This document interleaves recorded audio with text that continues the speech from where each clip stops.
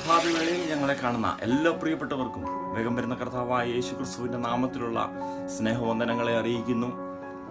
നമുക്ക് എല്ലാവർക്കും സുപരിചിതമാണ് ദാവീദിന്റെ ജീവിതത്തിൽ കഴിഞ്ഞ പല ദിവസങ്ങളായി ഗദ്യനായ ഗോലിയാത്ത് ദൈവ മക്കൾക്കെതിരെ നിന്നുകൊണ്ട് ഏലോൻ താഴ്വരയിൽ വെല്ലുവിളിക്കുമ്പോൾ ആ വെല്ലുവിളിയുടെ ശബ്ദത്തിന് മുന്നിൽ ഇസ്രായേൽ രാജാക്കന്മാർ എല്ലാം പകച്ചു നിൽക്കുന്ന ഒരു സാഹചര്യം.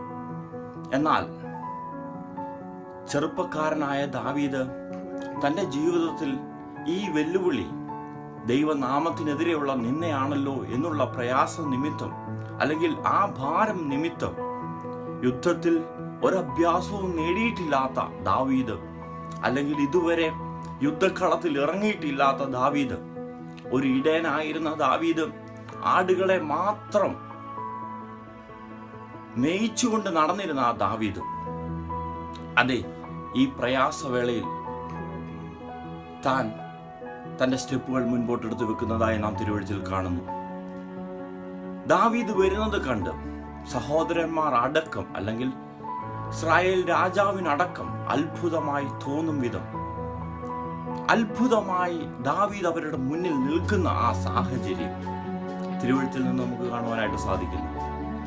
എന്നെ കേൾക്കുന്ന പ്രിയ സ്നേഹിതരെ, ഇതുവരെ നാം കടന്നു വന്ന വഴിയിൽ കൂടി അല്ലായിരിക്കാം നാം കടന്നു വരുന്നത്, അല്ലെങ്കിൽ ഇതുവരെ ആരും അഭ്യസിച്ചിട്ടില്ലാത്ത രീതിയിൽ കൂടിയുള്ള വഴികളിലായിരിക്കാം ഒരുപക്ഷെ ഞാനും നീയും ഇന്ന് ആയിരിക്കുന്നത്. മുന്നമേ പറഞ്ഞു തരുവാൻ മാർഗദർശികൾ ആരുമില്ലാത്ത ഒരു സാഹചര്യത്തിലൂടെ നീ കടന്നു പോകുന്നുവെങ്കിൽ, ഇന്ന് പോൽക്കാലം പരിശുദ്ധാത്മാവ് നമ്മെ ഓർമ്മിപ്പിക്കുന്നത് ദാവീദിന്റെ ജീവിതത്തിൽ ദാവീദിന് ആടുകളെ മാത്രം മേയിച്ചുള്ള പരിചയമേ തൻ്റെ കയ്യിൽ കൈസ്വത്തായിട്ട് ഉണ്ടായിരുന്നുള്ളൂ. എന്നാൽ താൻ വിശ്വാസത്തോടുകൂടെ സ്റ്റെപ്പുകൾ മുൻപോട്ട് വെച്ചപ്പോൾ, ദാവീദ് ആ യുദ്ധക്കളത്തിൽ ചുവടുകൾ മുൻപോട്ട് വെച്ചപ്പോൾ അത് പലർക്കും ഒരു അത്ഭുതമായി മാറി. ഒരത്ഭുതം തോന്നുമാറ് ദാവീദ് ആ ഗോലിയാത്തിന്റെ മേൽ ജയം ഏറ്റെടുക്കുന്നതായിട്ട് നാം കാണുന്നു. ഇന്ന് പോൽക്കാലം ഞങ്ങളെ കേൾക്കുന്ന പ്രിയ സ്നേഹിതരെ, 71-ാം സങ്കീർത്തനം അതിൻ്റെ 7-ാം വാക്യത്തിൽ നാം വായിക്കുന്നത്, ഞാൻ പലർക്കും ഒരു അത്ഭുതമായിരിക്കുന്നു. ഇന്ന് പകൽക്കാലം നിന്റെ ജീവിതം പലർക്കും ഒരു അത്ഭുതമായി മാറിയിട്ടുണ്ട്. ഇതുവരെ ആരും കടന്നു വന്നിട്ടില്ലാത്ത ഒരു വഴിയിലൂടെ ആയിരിക്കാം നീ കടന്നു വരുന്നത്, അല്ലെങ്കിൽ നിന്റെ സാഹചര്യങ്ങൾ പലർക്കും ഒരു അത്ഭുതം കൂറുമാറ് ഒരു സാഹചര്യമായിരിക്കാം.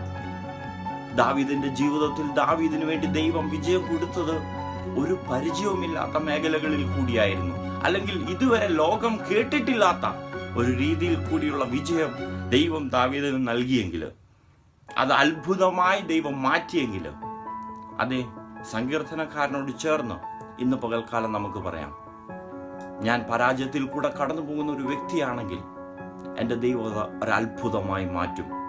ഞാൻ നിരാശയിൽ കൂടെ ജീവിതത്തിൽ ഒരു ലക്ഷ്യത്തിലും എത്താത്ത ഒരു വ്യക്തിയാണ് എന്ന് നീ ചിന്തിക്കുന്നുവെങ്കിൽ നിന്നെ ദൈവം ഒരു അത്ഭുതമാക്കി മാറ്റും. അതേ സ്നേഹിത, ഇന്ന് പകൽക്കാലം നിന്റെ ജീവിതത്തിൽ ഒരു അത്ഭുതത്തിന്റെ ദിവസമാണ്. നിന്റെ ജീവിതത്തിൽ ജനം കാണുക ദൈവപ്രവൃത്തി വെളിപ്പെടുന്ന ഒരു അത്ഭുതത്തിന്റെ പകൽക്കാലമാണ്. ഇന്ന് പകൽക്കാലം നീ ദൈവസന്നിധിയിൽ നിന്നെ തന്നെ ഏൽപ്പിച്ചു കൊടുക്കുവാൻ നീ തയ്യാറാണെങ്കിൽ, അമ്മയുടെ ഉദരത്തിൽ നീ ഉരുവായ നിമിഷം തൊട്ട് നീ അത്ഭുതമായി മാറുന്ന വ്യക്തിയാണെങ്കിൽ, അതെ, മറ്റുള്ളവരുടെ മുൻപിൽ ഒരു അത്ഭുതമാക്കി തന്നെ ദൈവം നിന്നെ നിർത്തുവാൻ ആഗ്രഹിക്കുന്നു. ഇന്ന് പകൽക്കാലം ദൈവം അതിനായിട്ട് നിങ്ങൾ എല്ലാവരെയും സഹായിക്കട്ടെ. ഒരു അത്ഭുതത്തിന്റെ ദിവസം എല്ലാവർക്കും കർത്താവ് നൽകട്ടെ. May God bless you all.